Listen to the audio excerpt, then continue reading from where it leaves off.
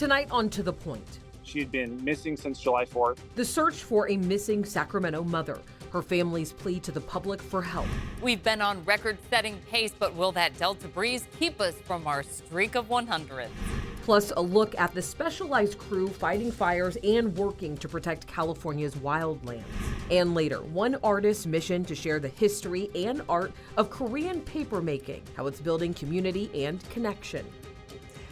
Good evening. Thank you so much for joining us on To The Point. I'm Alex Bell. It's been nearly a week since a Sacramento mom has gone missing, and tonight her family is pleading with the public to help track her down. ABC 10's Jeannie Nguyen shares with us the details on when this woman was last seen and how her family is getting involved. Alex, Jocelyn Salmon was last seen on July 4th, and tonight her brother tells me he's worried about his sister's safety and wants her home immediately. Sacramento police say 38-year-old Jocelyn Salmon was last seen around the 1100 block of C Street in Sacramento. According to her brother, Michael, she was last seen leaving the Globe Mills apartment complex on July 4th. Family has been trying to reach out to her since, but have been unable to get a hold of her. Michael says his sister is a mom and a talented artist. He hopes the community can help find her because he's worried about her safety. Jocelyn, if you are watching this, please contact your family. We're not mad at you. We love you, and we just want to see you. We want to make sure you're okay. Now, Sacramento police say she was last seen wearing a tan shirt, black jeans, white shoes, and a black backpack. Police are considering her at risk due to a mental health condition, and police are urging anyone who finds Jocelyn or have any information on her whereabouts to give them a call. We have posted information on how to report this to the police on this case on our website at abc10.com.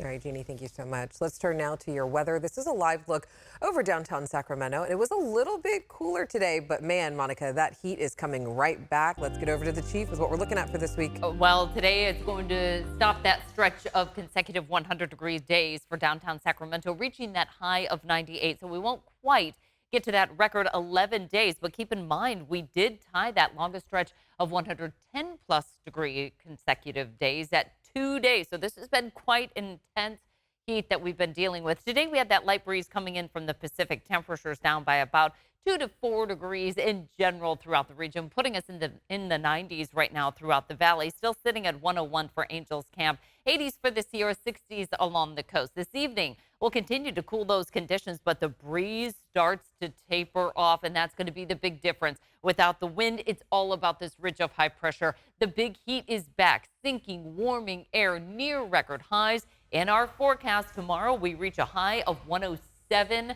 for the afternoon. We've got an excessive heat warning back into place, as well as our heat advisory. More on that coming up.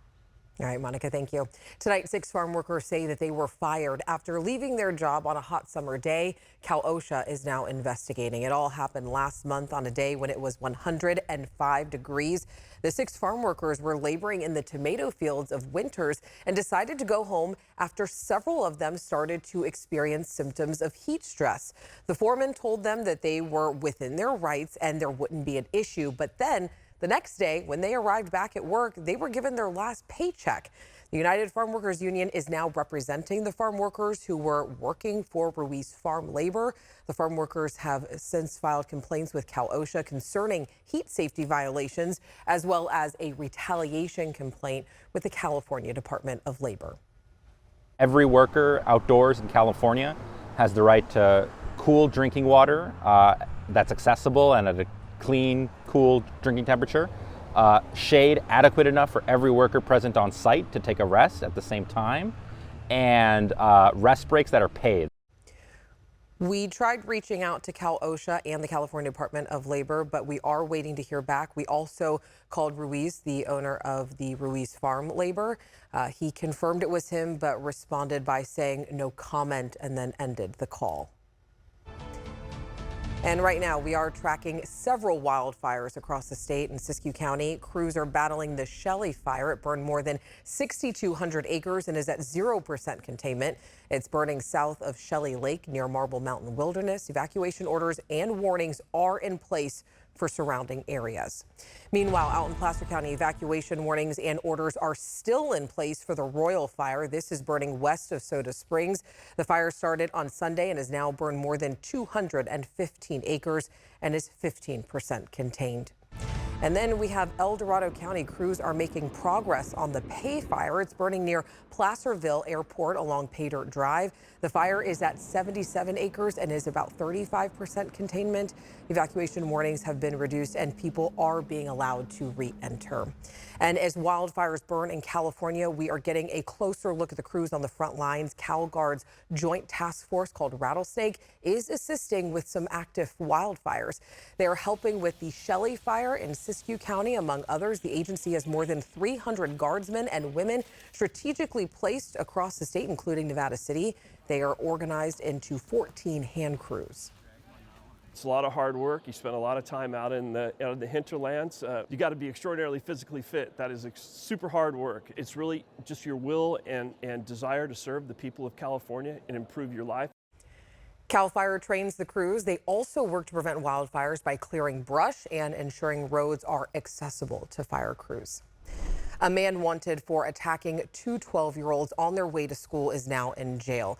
Fairfield police arrested 30-year-old Carlos de los Reyes in the attack. Police say back on June 5th, two kids were on a bike path when they were approached by the suspect. The kids fought him off and reported the incident to the school and police.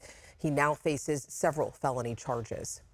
Former Olympian and Roseville wrestling coach Quincy Clark was sentenced to prison Monday after being convicted of nearly 24 child sex crimes. Clark was convicted by a jury back in April. The investigation into Clark began in September 2022 when Roseville police received a community tip. They found multiple minors were victimized while training with him, and Clark faces 19 years and 4 months in prison. And then take a look at this. Turlock police say they have arrested their 7th suspected ATM card skimmer. Mihai Lupu was arrested after a skimming device was found on a local bank's ATM. Police say that they found multiple skimming devices, more than 170 gift cards, and other retrieval devices in Lupu's car. He now faces multiple charges, including possessing over 10 people's identities with intent to defraud. Out in Stanislaus County, part of I-5 is back open after a semi-truck carrying a load of tomatoes crashed this morning. It happened along Sperry Avenue near Patterson. The crash blocked all lanes for several hours while crews really worked to clean that up. It's still unclear what led up to this crash. We have a lot more news for you. So coming up next on To The Point, as concerns rise about President Biden's candidacy, Democrats meet behind closed doors discussing the future of the party. And later, one local artist shares the ancient art and history of Korean papermaking.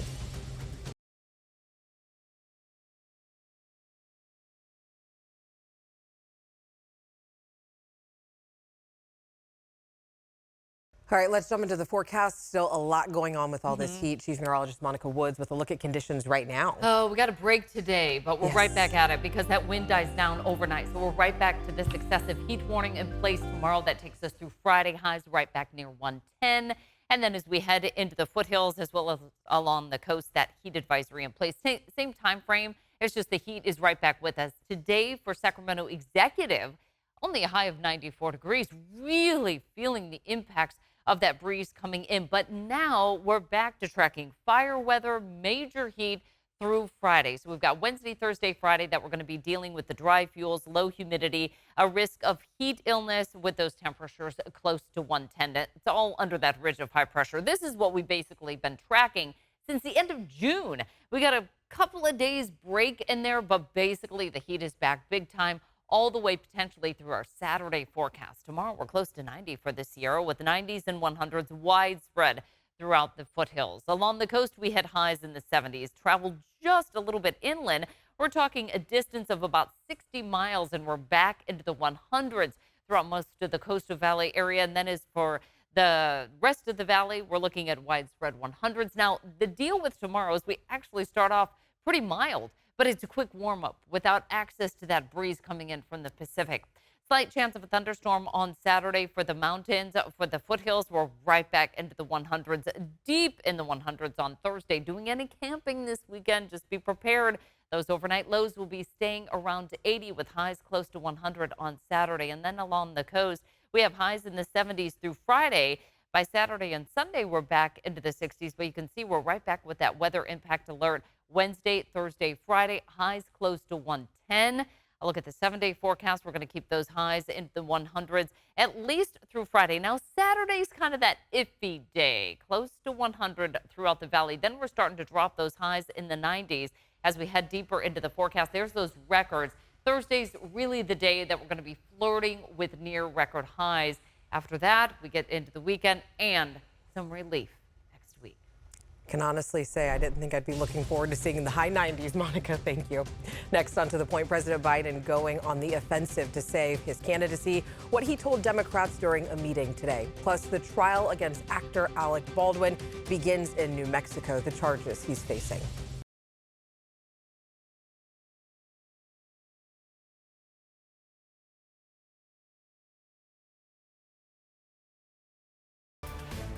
Tonight in Your Voice, Your Vote. A hectic day on Capitol Hill as Democrats scramble to decide the future of the party as President Biden says he is staying in the race. Congressional Democrats meeting behind closed doors as Biden continues his campaign to stay on top of the ticket. Tonight, President Biden planning to meet with Democratic mayors, his latest effort to rally support after yesterday writing a letter to congressional Democrats, calling into MSNBC, speaking with donors, and meeting with the Congressional Black Caucus. We're riding with Biden. This morning, congressional Democrats meeting behind closed doors, discussing the party's future. He just has to step down because he can't win. After the meeting, lawmakers asked if they're on the same page. They're not even in the same book. We are unified. That's all I can say. Congressman Jerry Nadler, who sources say on Sunday said Biden should drop out, apparently flipping his support today. Only he can withdraw. He's made it very clear that he won't. And that's the end of the story. Senate Democrats now being asked about Biden's candidacy. President Biden has been a really excellent president. He had a bad debate. We have to take the concerns that have emerged since the debate very seriously. During a financial hearing on Capitol Hill, Treasury Secretary Janet Yellen questioned about the president. As a cabinet secretary, have you noticed any mental or cognitive decline in any of these meetings? The president is extremely effective in the meetings that I've been in with him. Madam Secretary, have there been any discussions among cabinet secretaries about invoking the 25th Amendment? No. Republican House Speaker Mike Johnson accusing the Democrats of covering up Biden's mental acuity. They've misled the American people, and this is dangerous. And we do want to mention that today we are learning about a Navy sailor who was punished for trying to access President Biden's medical records. The Navy says that this happened back in February and, quote, at no point was the president's personal information compromised. Meanwhile, today in Washington, President Biden welcomed world leaders to NATO's summit celebrating 75 years. Hosting the summit gives Biden a chance to showcase his leadership on the world stage. Part of what NATO leaders are hoping to do during the summit includes shoring up transatlantic support for Ukraine in its battle against Russia. And a 19-person jury is now seated in actor Alec Baldwin's involuntary manslaughter trial in New Mexico. This comes 3 years after the shooting death of cinematographer Helena Hutchins during a scene for the movie Rust. Baldwin has pleaded not guilty, and the trial is scheduled to last about 10 days. Opening statements are expected to begin tomorrow. And let's get straight into your price points here. Patelco Credit Union says it is still unclear when things will go back to business as usual. It all comes after the company experienced a ransomware attack around the end of June. After the attack, the credit union had to shut down some day-to-day systems like online banking and their mobile app. It impacted services like transfers, direct deposits, and payments. Patelco says over the weekend they stabilized their network and started processing transactions again. They expect to make 50% progress by tomorrow and become completely caught up by the end of the week, but it is still unclear when account access could return. And an artist in Sacramento is teaching the ancient art and history of Korean papermaking, also known as hanji. Race and culture producer Katie Kim takes us into one of her workshops where we get an inside look at this exquisite process. And we also hear how this craft has brought the artist closer to her culture. Hanji means Korean paper, or the paper of Korea. So Han refers to Korea and ji means paper. I don't know if Hanji is a dying art, but it's definitely, like all handcraft traditions that require a lot of intense labor, the essence of it, I feel like, is dying out. Teaching Hanji in Sacramento has definitely changed my life. It can be very meditative, and it's nice to get to work with your hands and like be outside. My name is Steph Rue, and I'm an artist. So this is tak. In Japanese, it's kozo. It's paper mulberry. It's the inner bark of the mulberry tree. It grows all over Korea, and that's why they use this material historically. It's what makes Hanji very durable. It can then be used in so many different ways, not just for like important documents and paintings and prints and things, obviously, but also like it's used in Korea for flooring, covering walls, windows, doors, like furniture, lighting. It's been cooked for several hours, and now we're rinsing it. It's rinsed really well and then beaten by hand. You add that to the vat with plenty of water. You also add another solution called formation aid. It's mixed really well. Then you have a screen that sits on a frame. Basically, you pick up the slurry that's in the vat and you kind of move side to side. In Korea, it's sort of the indigenous method is this like, it's called hulinteugi, where it's like flowing onto and off the screen. So after a sheet is formed, it gets cooched or transferred onto a post, and the post is your stack of freshly formed sheets. Growing up in Cleveland, or a suburb of Cleveland, there were not a lot of Korean people around me like in my neighborhood. I belonged to a Korean church through my parents. Kids that were my age, a lot of us didn't really speak Korean. It always felt like there was a disconnect between who I was and what I looked like. I was really fortunate to get a Fulbright scholarship, which allowed me to live in Korea for 10 months. So I got to learn paper making from like a papermaking master at a mill kind of in the countryside. I have to say it was pretty intimidating to work with some of these masters, especially given the language barrier. Since living in Sacramento, I now have 2 kids, and I think being a mom has put questions of identity in the forefront. I want them to like be way more connected to their identity and their heritage. This is from a long time. So that's really motivated me in my life and in my art practice. Yeah, like that, and then go in. So I've taught a bunch of workshops before. One thing that I heard a lot was that outside of church, there really aren't very many Korean spaces, like safe places for people to connect. I attended one of the workshops with my mom and her friend, and we saw people that were kids all the way up to grandparent age, I guess, technically. Some of those workshops did bring up people's experiences as just being Korean American and what that meant for them. I work in a clinic. That's what I do full time. Thursdays I have a day off, so often if Steph has stuff that needs to be done and she might need help, I'm definitely a willing and eager helper. Deb is great. We've just developed a really natural friendship through her coming out and helping. She always says like she doesn't know anything, but now she knows the whole process. I would say my ultimate goal at this stage of my life for teaching Hanji is to build community and to have folks, whether they're of the Korean diaspora or have an interest in it, for them to have a way to connect, whether it's to nature or to their culture or to their history. Even folks who are not of the diaspora but have their own histories and maybe had not thought about like accessing it through natural materials or through like hand processes. If I can somehow get more people to connect with each other and like appreciate more what goes into making these handcrafted items, then I think that would be a success for me. And if you are interested in making your own paper, you can sign up for Steph's mailing list for updates on any future workshops. And all that information is on our website. Just go to avc10.com/race and culture.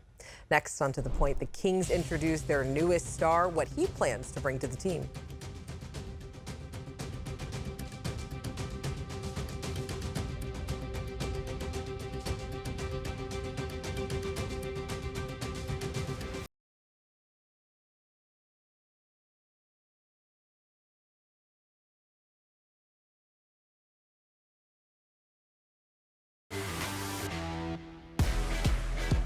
All right, today the Kings officially welcomed their newest star, and it was just 3 days ago when the team announced one of the biggest signings in franchise history in DeMar DeRozan. DeRozan brings a wealth of talent and veteran experience to Sacramento. In his 79 games for the Bulls last season, he averaged 24 points, 4 rebounds, and 5 assists. In addition to his scoring ability, DeRozan hopes to help the younger players on the team develop into the best version of themselves. Well, welcome home. Welcome to Sacramento. Thank you so much for joining us and for inviting us into your home every night. If you have something you think we should be looking into, make sure to reach out to me and the team. Remember, strangers are people we just haven't gotten the chance to meet yet. So take the time to get to know someone. Be safe, beat the heat, and I'll see you tomorrow, okay?